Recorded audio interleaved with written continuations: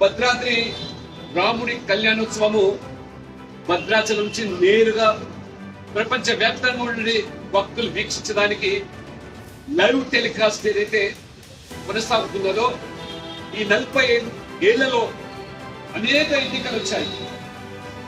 మరి ఏనాడు ఇటువంటి పరిస్థితి మరి తలెత్తలేదు.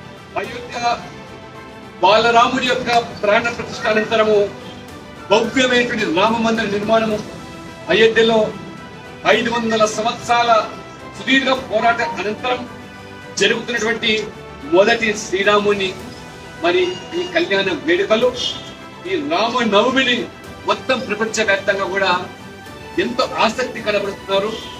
కూడా ఈసీ కూడా ప్రజల మరి మెజార్టీ ప్రజల మనోభావాలను పరిగణలోకి తీసుకొని సానుకూల నిర్ణయం తీసుకుంటారని చెప్పి మేము ఆశిస్తున్నాం.